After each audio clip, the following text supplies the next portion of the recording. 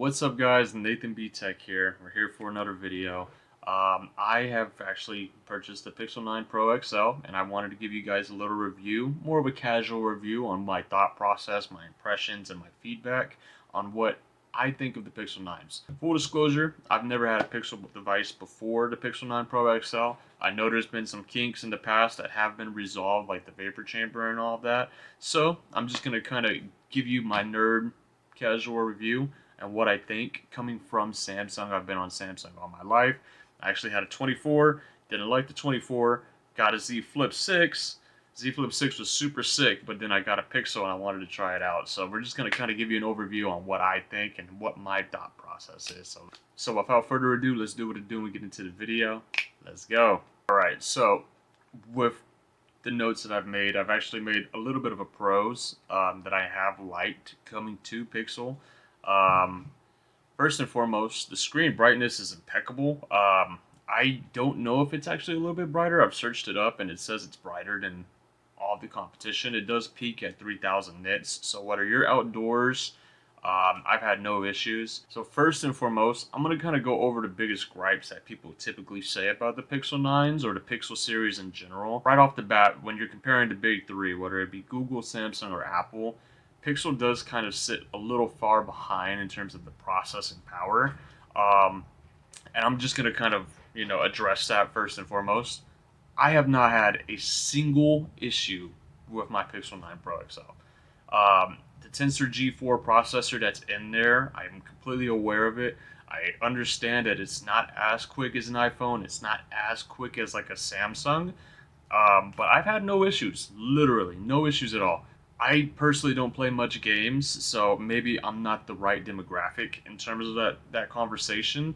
But I don't really know many people that sit on their phone and play games all day, every day. I'm going to be honest with you. I've not really met a person that does that. Maybe I'm showing my age. But everyone around me does not play games on their phone.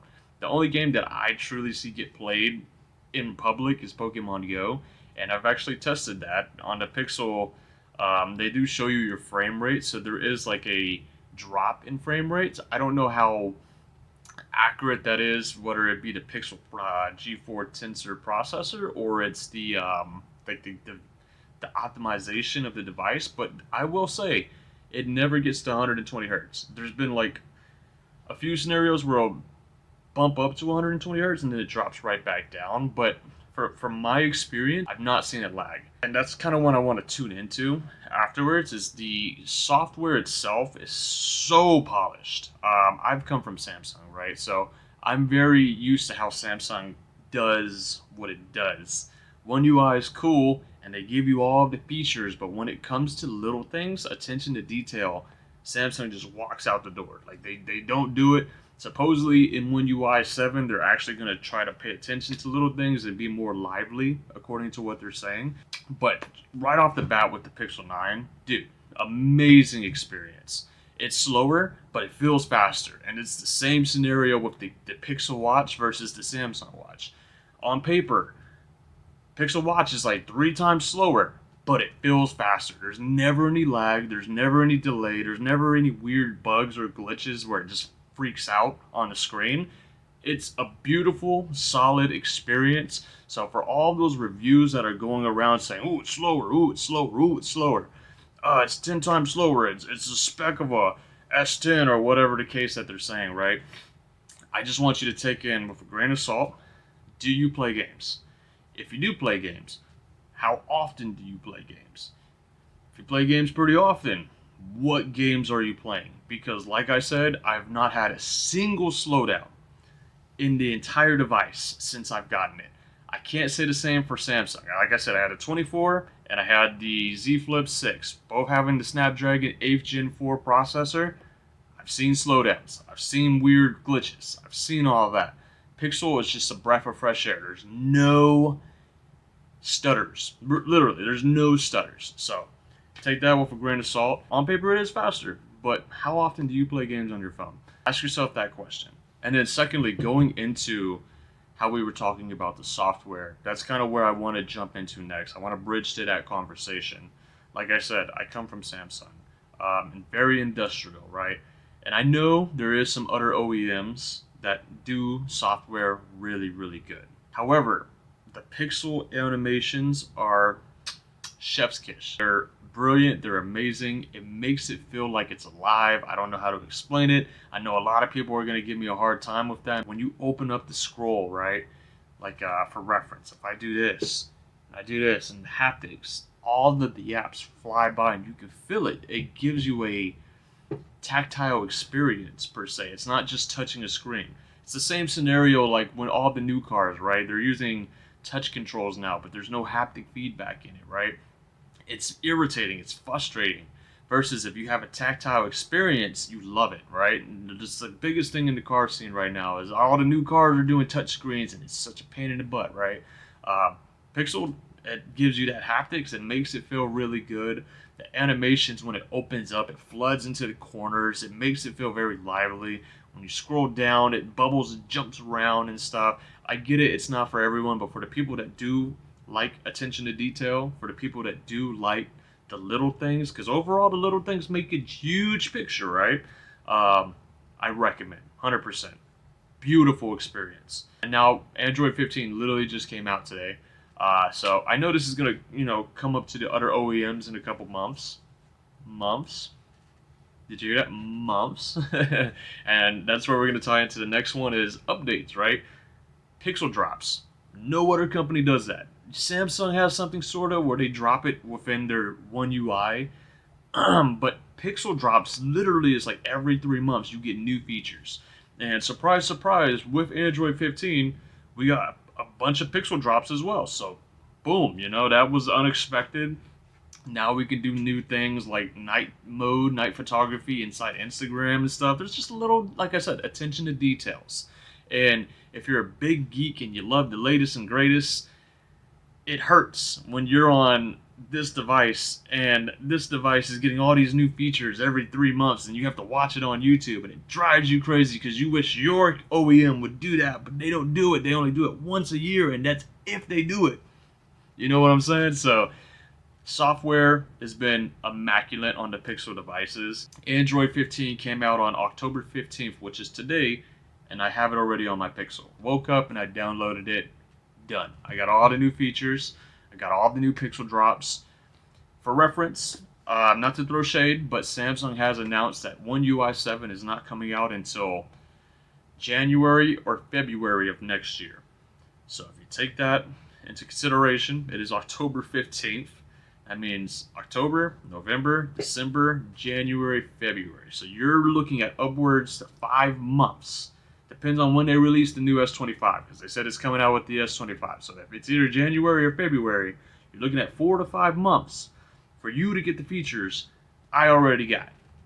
Take it with a grain of salt. I know it's that fear of missing out, right? It sucks when you're left behind and then someone has it all. It's really good. I encourage the Pixels, if you really want the latest and greatest and you don't want to be left behind or you don't want to wait that long. And Samsung's done a really good job at not making it feel like you wait that long. But you got to bear in mind, right?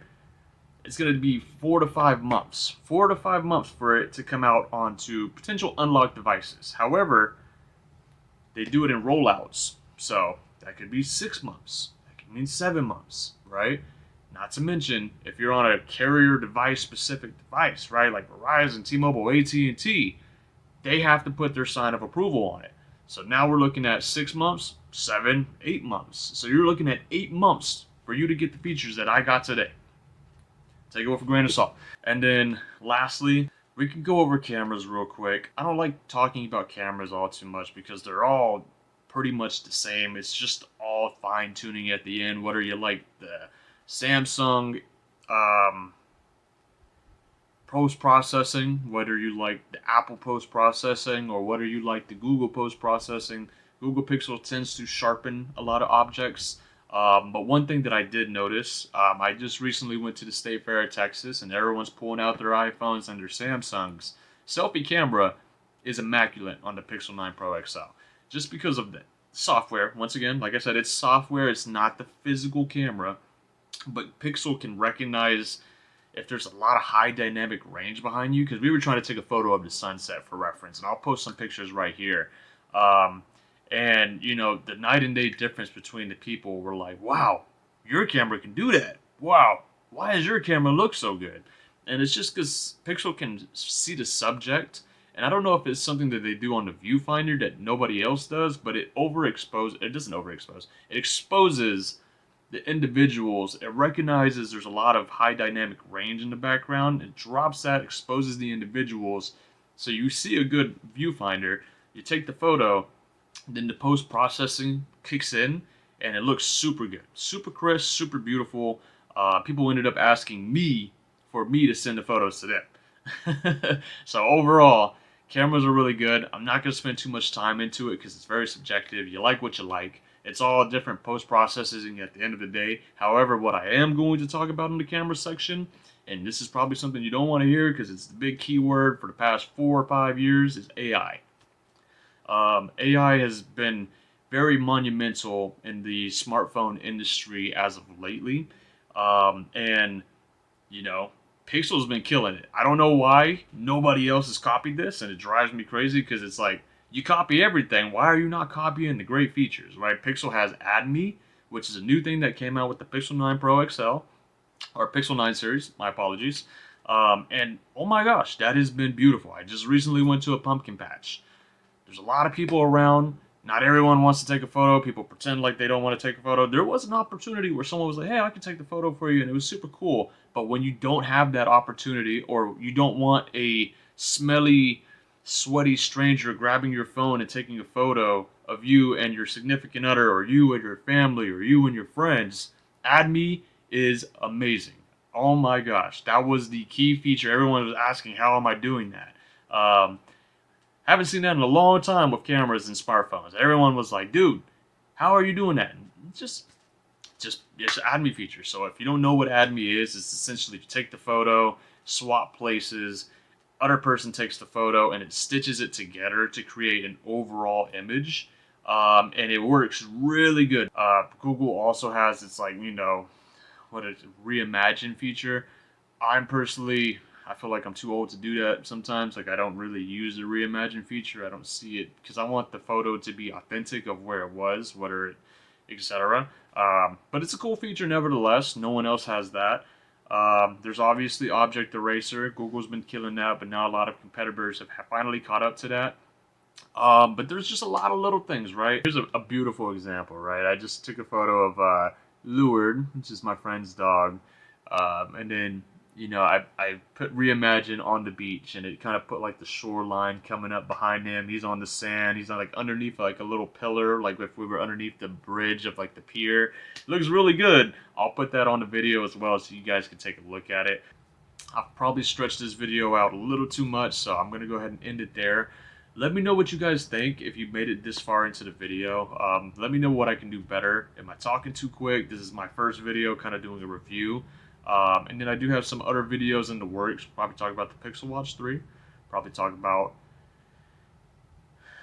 you know, me switching from Samsung to Pixel. Pros and cons about that. So let me know in the comment section down below what you think. And until then, I'll catch you guys in the next video. Peace!